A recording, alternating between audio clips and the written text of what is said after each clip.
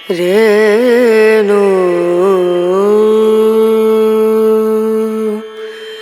रैना।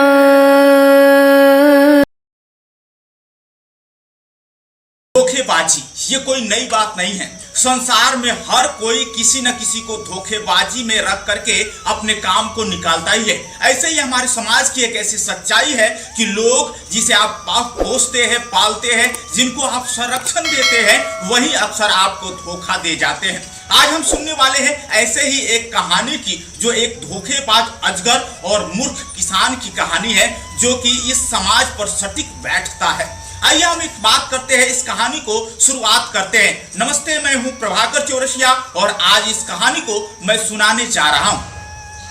एक जंगल था, इस जंगल में एक किसान रहता था और वो किसान इतना भोला भाला था कि वो आने वाले षड्यंत्रों को समझ भी नहीं सकता था। एक दिन जंगलों में जब उसने लकड़ी कटाई करने के लिए गया तो उसको एक छोटा सा अजगर की बच्चा दिखा।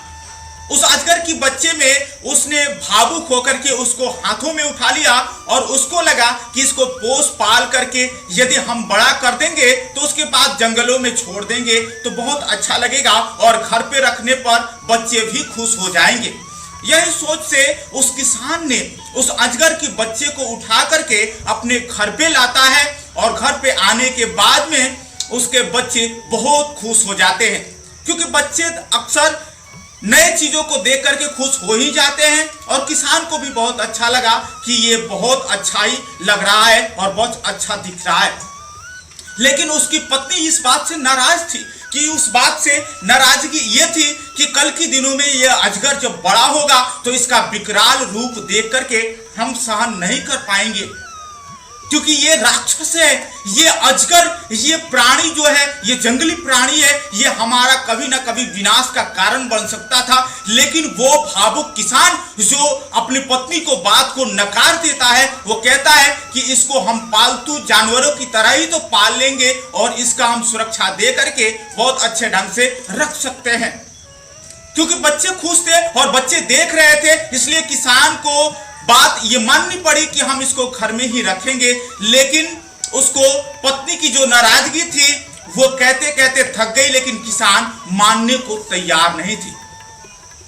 समय का दौर बीतता गया। कुछ समय बाद उसकी पत्नी की डेथ हो जाती है, उसकी पत्नी मर जाती है और तब तक वो अजगर भी कुछ बहुत ज्यादा बड़ा हो चुका होता है। समय ने करवट बदली और समय के साथ साथ जब अजगर बड़ा हुआ, जब उसका विशाल काय रूप हुआ, तो उसकी भूख भी बढ़ती गई और वो सामान्य रूप से उस किसान के घर में रह करके अपना पेट नहीं भर सकता था। आगे जंगलों में जाने के लिए भी कुछ तैयारियां करता था और जाकर के जंगलों में कुछ और भी ज्यादा सांपों से, अजगरों से मिला करता था। समय के साथ साथ उसके जो गुण थे, जो उसके अपने अंदर जो ताकत थी, जो क्षमता थी, उस शक्ति के अनुसार जब देखा तो उसका मालिक जो किसान था, वो किसान के घर में कुछ खाने को मिल नहीं रहा था और किसान इधर अपनी पत्नी की जो डेथ हो गई थी, उसकी मृत्यु में वो किसान दूर दूर भटकता रहता था, चिंतित रहता था। कभी जंगलों में जाता था तो कटाई करता था और वो अपनी पत्नी को याद करके कभी कभी रोता भी था, क्योंकि उसके घर में काम करने के लिए उसकी पत्नी अब नहीं थी और उसके बच्चे भी कभी कभी रो रहे होते थे और जरूरी जो काम होते थे वो अधूरा रह जाता था। एक दिन की समय आई और जब वो लौट करके किसान अपने घर को आता है तो उसके घर में जो बकरी के बच्चे थे और बकरी थे वो सब गायब हो चुके थे, मिल नहीं रहा है।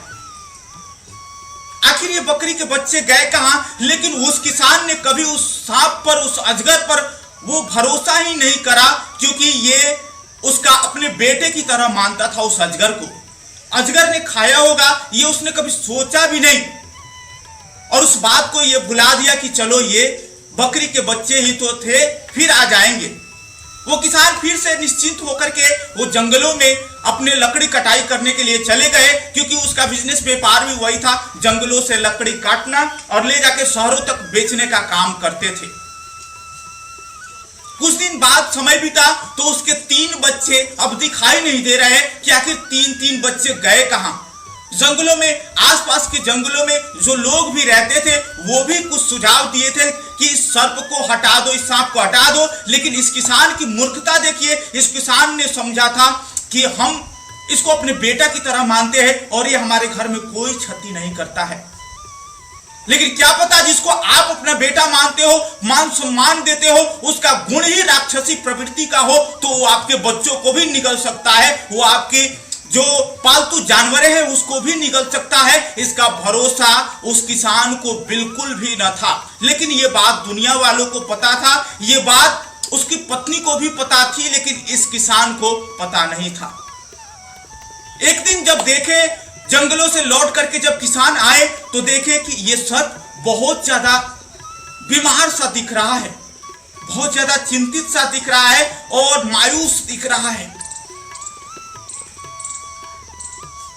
उनको, उस किसान को लगा कि अब तो मेरी पत्नी नहीं रही, अब मेरे जो बकरी के बच्चे थे, बकरी थे, वो भी नहीं रही, और हमारे जो बेटे थे तीनों वो भी नहीं रहे, और एक अंतिम एकलौता जो हमारे साथ निभाने वाला एक जो सर्प है जिसको इतना प्यार दिया है, और ये भी आज बीमार दिख रहा है। कहीं ना कहीं अब उसके पास में अब उसका कोई नहीं था, ना तो पत्नी थी, ना तो बच्चे थे, और ना ही तो उसके जो पालतू जानवर थे उसमें से कुछ भी बचा था।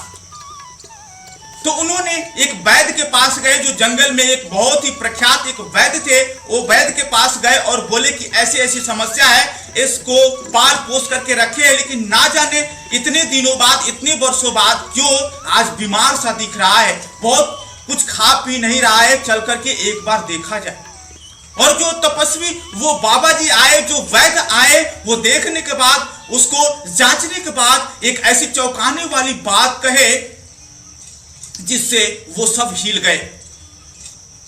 उन्होंने कहा कि इस सर्प को, इस अजगर को, इस राक्षस को कोई बीमारी नहीं हुआ है, इसको कोई किस्म की संकट नहीं है, प्रॉब्लम नहीं है, ये भूखा है, ये कई दिनों से भूखा है, और ये भूख में आपको इंतजार कर रहा है कि जिस दिन इसका भूख बढ़ेगा उस दिन ये आपको निगल जाएगा। इसलिए जितना जल्द हो सके यहां से आप भागो, और हो सकता है तो गांव वालों को भी सूचित करो। और जैसे ये भागने का किसान ये प्रयास करता है, उसी समय में वहां पर अजगरों की ढेर लग जाती है, और ज्यादा अजगर वहां पर गांवों में विकराल रूप लेकर के निकलने लगते हैं। इससे गांव वाले, वहां पर जंगलों में रहने वाले जो वन के निवासी थे वो भी परेशान होने लगे कि आखिरकार क्या हो गया। तो इसका जो गुण है, जो प्रकृति है, जो इसका संगत है, उसी अनुसार का तो इसका दोस्त भी आएंगे। तो इसलिए पूरे जंगलों में, उस जंगल की एरिया में, उस गांव में अजगरों का जो फैलाव था, जो अजगरों का जो झुंड था वो आने लगा। और बाबा जी, वैद्य जी कहे कि तुरंत यहां से गांव वालों को भी सूचित करो, भागे, और तुम भी भागो, नहीं तो तुम्हारी अस्तित्व अब संकट में है। जिसे तुमने ये गलती किया था, जो पोस पाल करके ये गलती किए थे, उसका भुगतान ये गांव वाले भी भुगतेंगे।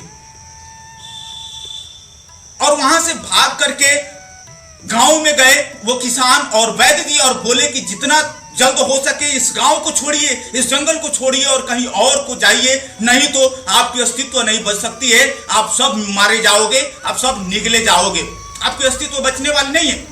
और उसके बाद पूरे गांव के लोग, पूरे उस जंगल वासी जो थे, वन के वासी थे, वो सब लोग भाग करके उस एरिया को, उस गांव को, उस जंगल को छोड़ करके दूर कहीं गए। और दूर जाने के बाद में जब समय कुछ बीतता गया तो एकांत में वो किसान बैठ करके वो अपने पत्नी को याद करते हैं कि काश अगर हम अपने पत्नी की बात उस समय मान लिए होते तो आज हमारा बच्चा भी हमारे साथ होता, हमारे पालतू जानवर भी हमारे साथ होते, और हम जंगलों में खुशी खुशी अपना जीवन बिता रहे होते, कोई समस्या ना होती, और मेरे चलते इस गांव वालों को समस्या ना भुगतना पड़ता। इस पश्चाताप में वो अपने आत्मग्लानि कर रहे थे और अपने आप को बहुत ही ताना दिए जा रहे थे। सोचिए, इस बात को समझाने के लिए गांव वाले आए कि जो हुआ सो हुआ, उसे भूल जाओ, अब हम चैन से, शांति से रह सकते हैं। और यही इस कहानी का सार है कि हम किसी व्यक्ति को बिना जाने पहचाने, उसकी गुण कर्म स्वभाव को बिना जाने हम उसको अपना तो लेते हैं, हम उसे अपना दोस्त बना लेते हैं, अपने घरों में, अपने गांव में, अपने समाज में, अपने देश में, अपने राष्ट्र में बैठने के लिए आमंत्रित तो कर देते हैं, लेकिन ये बात भूल जाते हैं कि उसकी गुण, उसकी कार्य, उसकी क्षमता, उसकी शैली आने वाले दिनों में आपके अस्तित्व मिटा सकती है, आने वाले दिनों में आपको निगल सकती है, आपकी पूरी सभ्यता को नष्ट कर सकती है। लेकिन अगर इस वीडियो से कुछ लोगों को जागरूकता मिलता है तो मैं उसके लिए बहुत बहुत धन्यवाद देना चाहूंगा। तो आइए, ऐसे ही कहानी सुनने के लिए आप हमारे चैनल से जुड़िए, संदेश टू प्रभाकर चैनल को सब्सक्राइब कीजिए, लाइक कीजिए, और वीडियो यदि आपको अच्छा लगा हो तो अपने दोस्तों में ज्यादा से ज्यादा शेयर करना मत भूलिए। नमस्ते, धन्यवाद।